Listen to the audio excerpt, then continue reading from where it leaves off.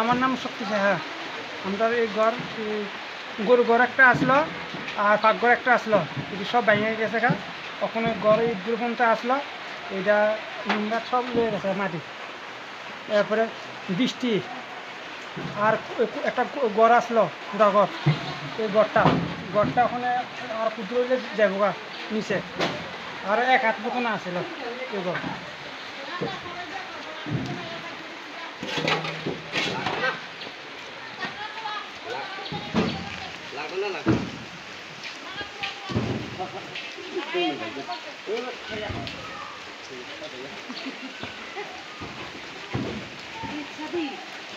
বেশি